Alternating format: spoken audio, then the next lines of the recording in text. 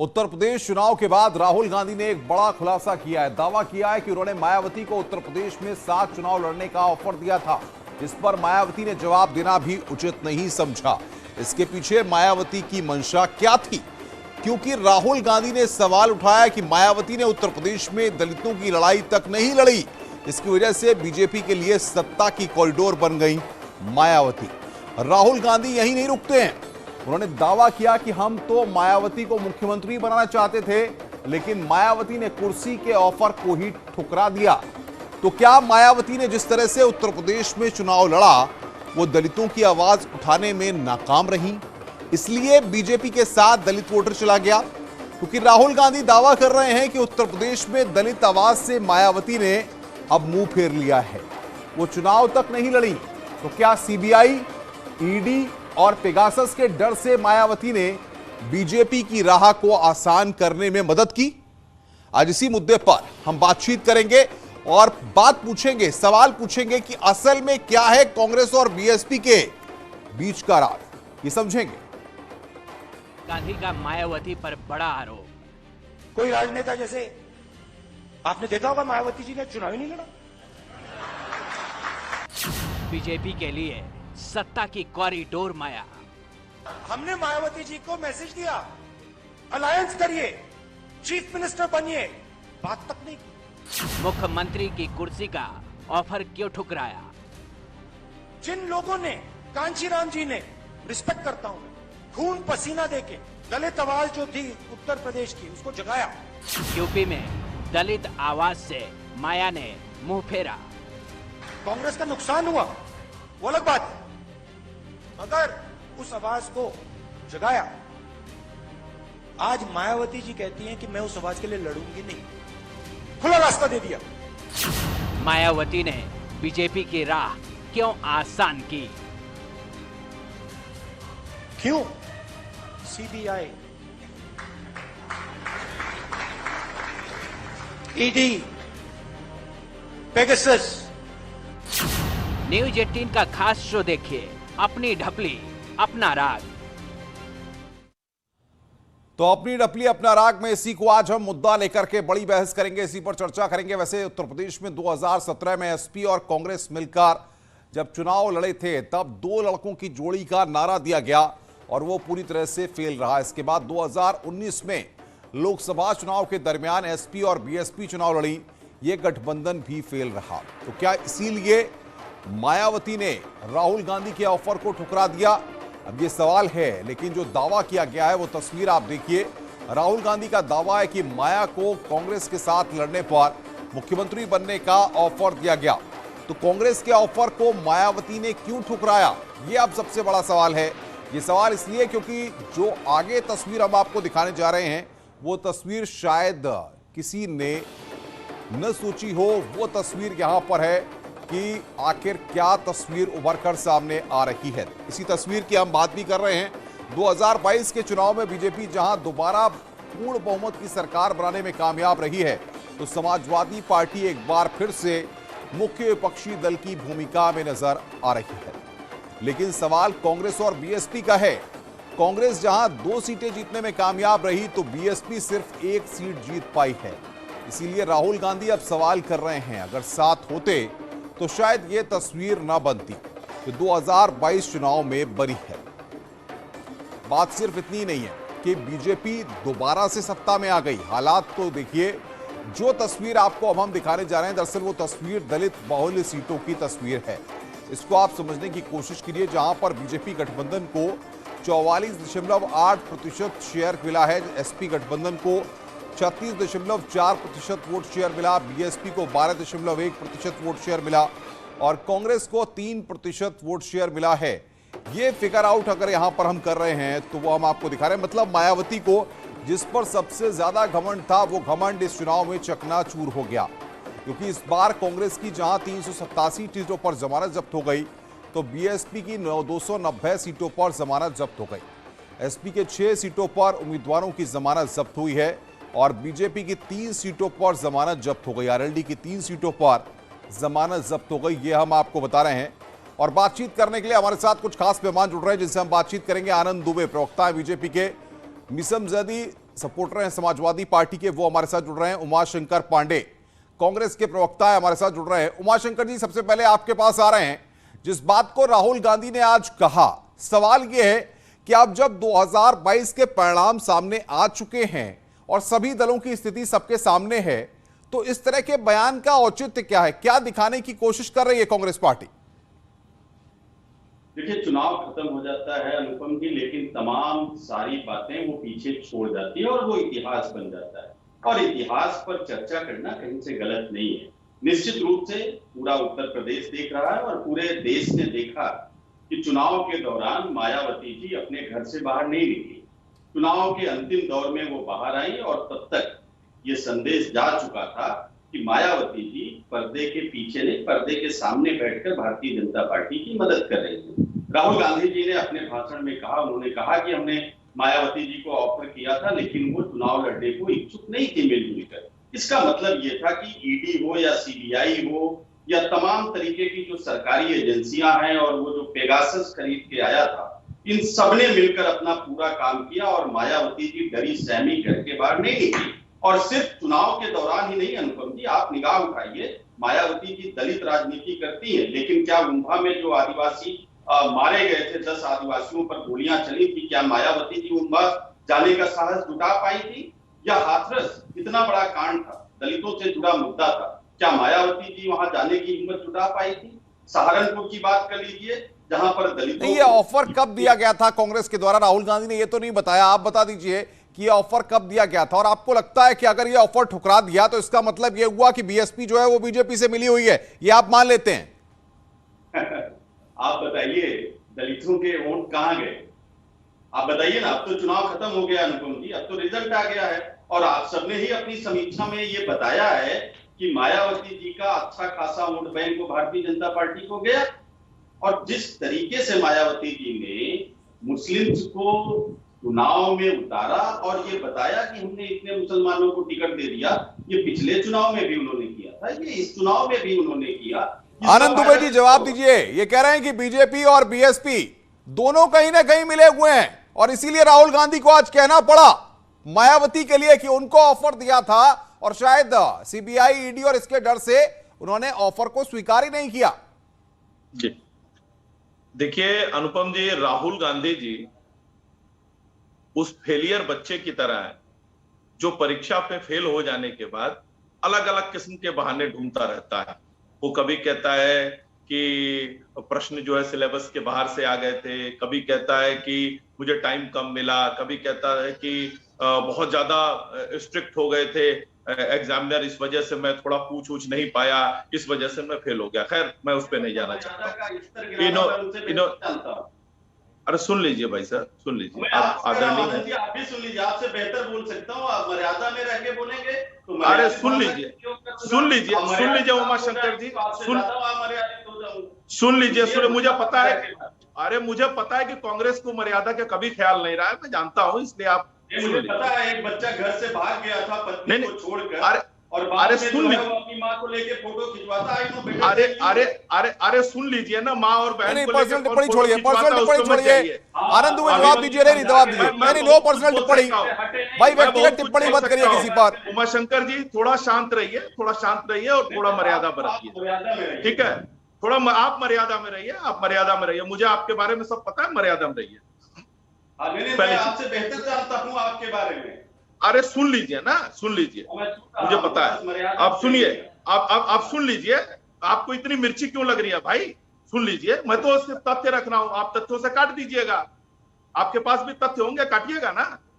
आप सुन लीजिए, ये कह रहे हैं कि भारतीय जनता पार्टी और बहुजन समाज पार्टी मिली हुई, और राहुल गांधी जी कह रहे हैं कि हम तो मायावती जी को मुख्यमंत्री बनाना चाहते थे। मुख्यमंत्री तो ये राहुल गांधी, अखिलेश यादव जी को भी 2017 में बनाना चाहते थे। बेचारे अखिलेश यादव जी की क्या स्थिति कर दी 2017 में, किसी तरह से अखिलेश यादव जी ने इनसे पीछा छुड़ाया। अब ये मायावती जी को मुख्यमंत्री बनाना चाहते थे। इनका कहना है कि भाजपा और मायावती मिली हुई थी। अरे मिलकर कौन चुनाव लड़ रहा था? करहल में आपने अपना उम्मीदवार नहीं खड़ा किया, शिवपाल यादव के खिलाफ आपने अपना उम्मीदवार नहीं खड़ा किया, तो मिलकर कौन चुनाव लड़ रहा था ये बताने की आवश्यकता नहीं है। और जहां तक बात रही, राहुल गांधी अभी पेगासस और तमाम चीजों की बात कर रहे थे। अरे आप तो वो हैं जिनके अपने वित्त मंत्री ने, प्रणब मुखर्जी ने मनमोहन सिंह से कहा था कि मेरे दफ्तर में जासूसी हो रही है, और पी चिदंबरम पर सीधे सीधे जासूसी का आरोप। उमाशंकर जी जवाब दीजिए, रुक जाइए भाई, आनंद दुबे जवाब ले लूं, मैं जवाब ले लूं आनंद दुबे। उमाशंकर जी जवाब दीजिए। अनुपम जी देखिए, आप बहुत बड़े पत्रकार हैं, आपका चैनल भी बहुत बड़ा वाला चैनल है, आप भी अपने चैनल के बारे में जानते होंगे। राहुल जी ने इस पर भी प्रश्न उठाया, आप समझिए इस बात को, ये जो पेगासस आया था ये किस किस की जासूसी कर रहा था? आपकी भी कर रहा था, पत्रकारों की, कैबिनेट मिनिस्टर्स की, कैबिनेट मिनिस्टर्स के ऑफिस की, निर्मला सीतारमण के ऑफिस की निगरानी क्या पेगासस के माध्यम से नहीं हो रहा था? सुप्रीम कोर्ट के जजेस तक की निगरानी हो रही थी। क्या ये कांग्रेस का आरोप है या ये तथ्यपरक चीजें हैं? ये पेगासस आया क्यों था? तो ये भी साबित हो गया कि हाँ, भारत सरकार ने पेगासस खरीदा था, क्योंकि पेगासस जो है वो नहीं, इसका बीएसपी को डर था, आपका ये साफ आरोप है। राहुल गांधी भी इस बात को रहे। मीसम जैदी के पास आऊंगा। मीसम जैदी साहब, समाजवादी पार्टी से कांग्रेस की भी बातचीत हुई थी क्या? इसीलिए जब वहां बात नहीं बनी तब बीएसपी से संपर्क साधा गया, क्या समाजवादी पार्टी से भी बात हुई थी? जितना राहुल जी ने कहा है अनुपम जी नहीं, हमारे यहाँ किसी से बात नहीं हुई थी, क्योंकि हमारे यहाँ स्पष्ट था, जिन लोगों से हमारा साझा था, जो लोग हमारे अलायंस थे, वो हमारे राष्ट्रीय अध्यक्ष जी ने शुरू से ही उसकी सौगात दे दी थी और उसका खुल के ऐलान भी कर दिया था। और उन्होंने ये भी कह दिया था कि अब की बार हमारा किसी भी बड़े दल से किसी भी तरह का कोई भी समझौता और अलायंस नहीं होगा। हम खुल करके चुनाव लड़ रहे थे, जनता के बीच में कोई बात चोरी छुपे हम नहीं लड़ रहे थे। और रही बात ये, राहुल जी ने जो एक बात कही है, तो बड़े नेताओं को तो मालूम होना चाहिए कि भारतीय जनता पार्टी की बी टीम बनकर के बहन जी काम कर रही थी, और इस बार उन्होंने दलितों की आवाज को जो उठाने का काम था उसमें ये असफल रही, और कहीं ना कहीं ये अपने मूलभूत सिद्धांतों से भटक गई। दलित की बेटी बन करके आई थी, दौलत की बेटी पर सीमित हो गई, और इनको मोह और माया से जिस तरह से इन्होंने कार्य किया, उस तरह से जनता ने इनको ठुकरा दिया। और इन्होंने वाकई ये बात सत्य कही है कि चुनाव, उत्तर प्रदेश की जो चुनाव था उसकी पारदर्शिता को कहीं ना कहीं धूमिल करने का काम किया गया बहन जी द्वारा, जिसका परिणाम उत्तर प्रदेश में ये आया। लेकिन तब भी उसके बाद आप तो 2019 में आप लोग तो साथ थे ना, आप लोगों ने तो साथ मिलकर के चुनावी दंगल में ताल ठोकी थी ना। अनुपम, मैं यही कहना चाहता हूं कि जब इन्होंने गठबंधन किया और जब मायावती जी के पैर छुए, तब वो दौलत की बेटी नहीं थी, आज वो दौलत की बेटी हो गई है। डेयरी में जो है वो हर रिएक्शन जो है वो सफल ही हो, कुछ ऐसे केमिकल रिएक्शन होते हैं जो असफल हो जाते हैं। हमने भी एक प्रयास किया था किसी तरह से, वो भी जनता के ही लिए था, क्योंकि ये पहला ऐसा था कि बहन जी का हमेशा दलितों की बेटी बनकर के आई, दलितों की आवाज उठा करके आई, और माननीय काशीराम जी की सिद्धांतों को लेकर के आगे बढ़ने का काम कर रही थी, भीमराव अम्बेडकर जी के कार्य को बढ़ाने का कार्य कर रही थी। लिहाजा हमने इनको अपने साथ जोड़ा, और जब ये अपने उन मूलभूत, आनंद दुबे जवाब दीजिए, आनंद दुबे जवाब दीजिए।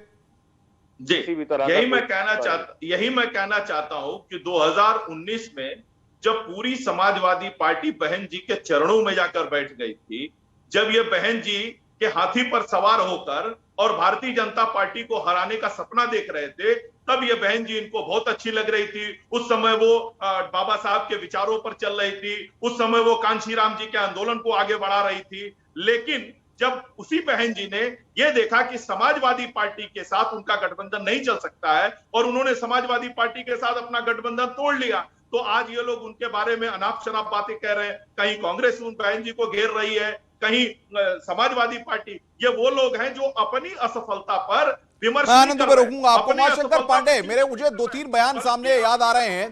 प्रियंका गांधी ने कहा था उत्तर प्रदेश में 2022 में कांग्रेस पार्टी किसी के साथ गठबंधन नहीं करेगी, अपने दम पर चुनाव लड़ेगी। अजय कुमार लल्लू जो कि आपकी पार्टी के प्रदेश अध्यक्ष थे, उनका स्टेटमेंट सामने आया था, कांग्रेस 403 सीटों पर अपने दम पर चुनाव लड़ेगी, हम किसी के साथ बातचीत नहीं कर रहे हैं। ये 2 स्टेटमेंट मुझे बखूबी याद हैं। जो राहुल गांधी आज कह रहे हैं वो सच है, या प्रियंका गांधी ने कहा वो सच है, अजय लल्लू ने कहा वो सच है? क्या कहेंगे आप? देखिए अनुपम जी, मैं फिर कह रहा हूं, आप बहुत बड़े पत्रकार हैं। चुनाव जब शुरू होता है तो चुनाव के पहले लंबी प्रक्रिया चलती है, किससे गठबंधन करना है, किससे नहीं करना है। पार्टी तय करती है कि किसी से हमें गठबंधन करना है और उसको अप्रोच करता है, और जब डिनाई हो जाता है तो पार्टी अकेले जाने का निर्णय ले लेती है। राहुल गांधी जी ने कब अप्रोच किया होगा? निश्चित रूप से उन्होंने प्रियंका गांधी मतलब कांग्रेस की जो स्ट्रेटेजी थी वो बीएसपी के सहारे चुनाव में जाने की थी, बीएसपी ने इग्नोर कर दिया, कांग्रेस ने इसीलिए डिसाइड किया कि हम अपने दम पर चुनाव लड़ेंगे, ये बात आप कह रहे हैं। राहुल जी ने यही तो कहा कि हमने मायावती जी को अप्रोच किया था, उनको मुख्यमंत्री बनाने का ऑफर दिया था और उन्होंने मना कर दिया, तो फिर पार्टी जो है अकेले चुनाव में चली गई। और एक बात और मैं कहूंगा अनुपम जी, पीडीपी के साथ जम्मू कश्मीर में जब भारतीय जनता पार्टी ने सरकार बनाई थी तो गलबैया की थी, लेकिन जब उनसे सरकार में हट गए तो उसी पीडीपी को ये गुपकार गैंग कहने लगे। तो ये चरित्र तो आपका है मान्यवर भाई आनंद दुबे जी, ये तो आप ही पर सवाल खड़ा कर रहे हैं, ये तो आपके सामने बहन जी को लेकर के आ रहे थे, प्रपोजल था, पूरी तैयारी थी, वो तो बहन जी ने मना कर दिया क्योंकि ये कह रहे हैं कि आप और बहन जी मिले हुए थे। आनंद दुबे जवाब दीजिए। नहीं, मैं यही बताता हूं कि दरअसल इनकी पार्टी में यही पता नहीं है कि नेतृत्व कौन कर रहा है, बड़ी कंफ्यूजन की स्थिति में है, स्ट्रेटेजी कौन बना रहा है ये पता ही नहीं है। जीत तेईस गैंग बेचारा अकेले चिल्ला रहा है कि किसी को तो नेतृत्व दो, कम से कम हमें ये तो समझ में आए कि हमारा नेता कौन है। भाई ये बताइए कि उत्तर प्रदेश में कांग्रेस पार्टी के अध्यक्ष और तमाम लोगों को जिम्मेदार ठहरा दिया गया कि ये हार के जिम्मेदार हैं, और जिस प्रियंका गांधी ने पूरा का पूरा इतना बड़ा माहौल बनाया, उनके ऊपर अभी तक कोई आरोप नहीं लगाया गया कि उनकी अक्षमता की वजह से या उनकी कार्यप्रणाली की वजह से या उनकी अज्ञानता की वजह से कांग्रेस की स्थिति यह हो गई कि वो 2.33% वोट शेयर पे आके सिमट गई, वो सिर्फ 2 सीटें जीत पाई। तो ये बताने की आवश्यकता इनको नहीं है, ये इस पर चिंता नहीं कर रहे हैं कि आखिर कौन सी कमियां रही कि जनता इन पे भरोसा नहीं कर रही है। उमाशंकर जी जवाब दीजिए। आनंद जी रुकिए भाई, जस्ट जवाब सुन लीजिए, वक्त की मेरे पास कमी है, जवाब दीजिए आनंद जी। उमाशंकर जी जवाब दीजिए। अनुपम जी, आदरणीय सोनिया गांधी जी कांग्रेस पार्टी की अध्यक्ष हैं, ये शायद इनको ना पता हो तो पता कर ले। हाँ, ये उत्तर प्रदेश का इस समय बीजेपी का अध्यक्ष कौन है, लंबे समय से पद खाली है, अध्यक्ष नहीं चयन कर पा रहे हैं कि किसको अध्यक्ष बनाए, और दूसरे पर उंगली उठाने पहुंच जाते हैं। भाई साहब अध्यक्ष है अभी स्वतंत्र सिंह हमारे अध्यक्ष है, अभी स्वतंत्र सिंह हमारे अध्यक्ष है, आपको नहीं पता है? अब तो कम से कम आप जीत इसको बताइए, कपिल सिब्बल साहब को बताइए, गुलाम नबी आजाद जी को बताइए, मणिशंकर अय्यर जी को बताइए, और इसके बाद मनीष जी को बताइए कि अध्यक्ष कौन है। ओके भाई मीसम जैदी साहब, सवाल ये है, क्या मायावती को किसी बात का डर है? जो बात कांग्रेस कह रही है, सीबीआई, ईडी, पेगासस, तमाम जो बातें गिनाने की कोशिश हो रही है, इसीलिए मायावती ने बैकडोर में प्लान बनाया और कांग्रेस को कहा नो, आपको ऐसा लगता है? बिल्कुल, देखिए मायावती जी डरी थी, वो ईडी, सीबीआई तमाम चीजों से डरी हुई थी, और सिर्फ यही क्यों, सुप्रीम कोर्ट के तमाम जजेस डरे हुए थे, उसमें से तमाम जज सड़क पर आ गए थे, आपको याद होगा। और अब तो आपने देखा कि कैसे निर्णय देने के बाद गए और राज्यसभा ले लिया। तो इसका मतलब कोई भी जो इंस्टीट्यूशन है इस देश का वो सुरक्षित नहीं है। अनुपम जी बोलिए उमाशंकर जी, 30 सेकंड्स बोलिए। अनुपम आनंद बोल रहा हूँ। अनुपम जी बोलिए। अनुपम देखिए, कांग्रेस पार्टी और राहुल गांधी कानून बनाता है उसको, ये देश के ऐसे नेता और देश की ऐसी पार्टी हैं जिनको इस देश की सेना पर भरोसा नहीं, जिनको इस देश की संस्थाओं पे भरोसा नहीं, जिनको इस देश की सरकार पे भरोसा नहीं, जिनको इस देश की संस्थाओं पे भरोसा नहीं। चलिए, लेकिन आनंद दुबे जी, मीसम जैदी साहब, उमाशंकर पांडे, वक्त की मेरे पास कमी है, आप सबको यही रोकना होगा, लेकिन सवाल ये जरूर उठता है कि आखिर जो दलित वोट बैंक है उत्तर प्रदेश में, जातिगत समीकरणों को साधने की हर कोई कोशिश करता है, लेकिन सवाल यह है जातिगत समीकरणों में जो दलित वोट बैंक है, जो बीएसपी का कैडर वोट बैंक माना जाता था, वो बीएसपी से खिसका। कांग्रेस ने मायावती के साथ कोशिश की चुनाव में जाने की, मायावती ने डिनाई कर दिया। यह खुलासा कहीं ना कहीं यह बताता है कि कांग्रेस उत्तर प्रदेश में 2022 में कुछ और सोच रही थी और हो कुछ और गया। हमारी खास पेशकश में फिलहाल इतना ही। नमस्कार।